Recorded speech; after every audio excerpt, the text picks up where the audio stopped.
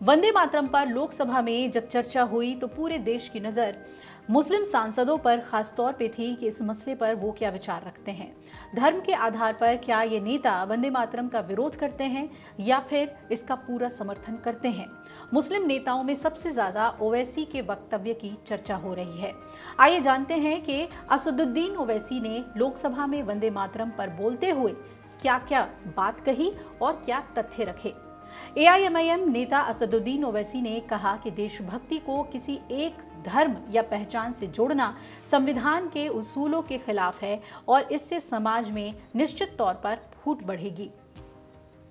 लोकसभा में राष्ट्रगीत वंदे मातरम के 150 साल पर चर्चा में हिस्सा लेते हुए ओवैसी ने कहा कि संविधान सभी नागरिकों को बराबर अधिकार देता है और इस अधिकार को किसी धार्मिक पहचान या निशान से नहीं जोड़ा जा सकता। ओवैसी ने कहा कि वंदे मातरम को वफादारी का टेस्ट न बनाया जाए। क्या कुछ कहा उन्होंने, बयान सुनिए।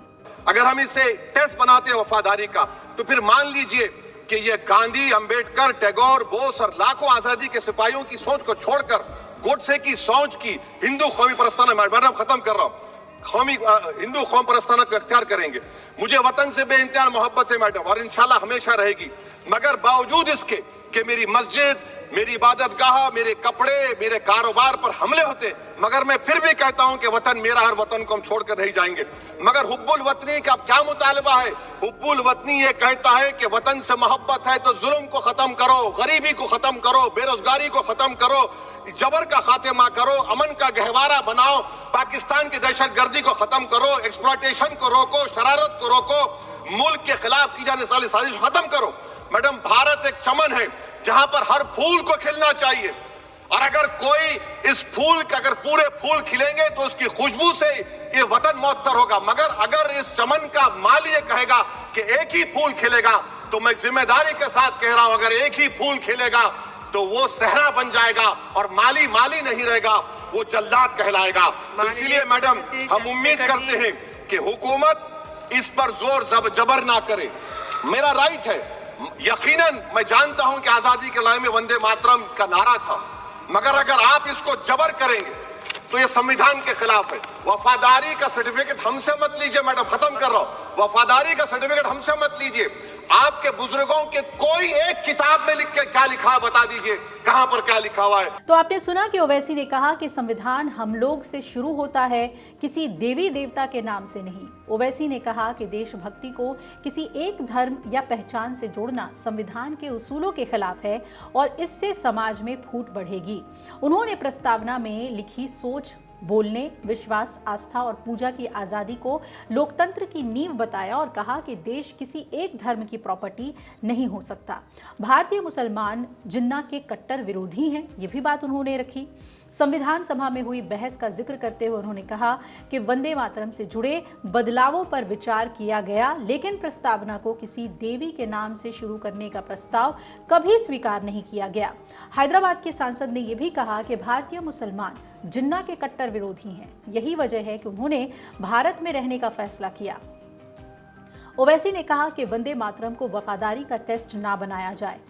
ये भी कहा कि 1942 में जिन लोगों की इतनी तारीफ की जाती है, उनमें से कुछ के राजनीतिक पूर्वजों ने North West Frontier, Province Sindh और बंगाल में जिन्ना की मुस्लिम लीग के साथ मिलीजुली सरकारें बनाई। ओवैसी ने कहा कि उन्हीं सरकारों ने 1.5 लाख मुसलमानों और हिंदुओं को ब्रिटिश इंडियन आर्मी में भर्ती किया ताकि वो दूसरे विश्व युद्ध के दौरान अंग्रेजों के लिए लड़ सके।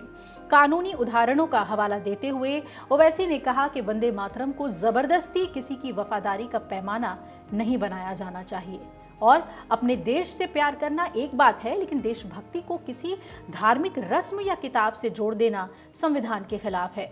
वहीं इससे पहले 6 दिसंबर को भी सदन पर चर्चा हुई थी और बाबरी मस्जिद पर असदुद्दीन ओवैसी ने बोला था और तब उन्होंने प्रधानमंत्री नरेंद्र मोदी की उस टिप्पणी पर कड़ी आपत्ति जताई थी जिसमें उन्होंने अयोध्या में राम मंदिर निर्माण को सदियों पुराने घावों को भरना बताया था।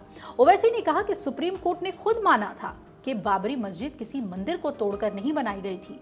ऐसे में प्रधानमंत्री किस घाव की बात कर रहे हैं? उन्होंने 6 दिसंबर को बाबरी मस्जिद विध्वंस को काला दिन बताते हुए कहा कि ये संविधान और कानून के शासन को कमजोर करने वाला कृत्य था। असदुद्दीन ओवैसी ने यहाँ एक कार्यक्रम में कहा कि प्रधानमंत्री ने ये कहा था कि 500 साल पुराने जख्म भर रहे हैं। सवाल ये है कि सुप्रीम कोर्ट ने अपने फैसले में कहा था कि इस बात के कोई सबूत नहीं है कि मस्जिद किसी मंदिर को तोड़कर बनाई गई थी। फिर पीएम किस आधार पर ऐसा बोल रहे हैं? वो किस जख्म की बात कर रहे हैं? और उन्होंने कहा कि घाव ये है कि 6 दिसंबर 1992 को बाबरी मस्जिद को शहीद कर दिया गया और संविधान और कानून के शासन को कमजोर किया गया। उन्होंने कहा कि हमें ये समझना और याद रखना होगा कि 6 दिसंबर एक काला दिन है। तो चाहे 6 दिसंबर बाबरी मस्जिद विध्वंस की बात हो या फिर वंदे मातरम, असदुद्दीन ओवैसी जो मुस्लिम पक्ष के तर्क हैं, जो बातें हैं, उसे मजबूती से सदन में रखते हुए नजर आए। आगे भी इसमें अब राज्यसभा में चर्चा होनी है, वहां क्या बातें निकलकर सामने आती हैं ये भी आपको बताएंगे। अगर आप ये वीडियो YouTube पर देख रहे हैं तो हमारे चैनल को सब्सक्राइब कर बेल आइकन दबाएं और Facebook पर देख रहे हैं तो हमारे पेज को लाइक करें।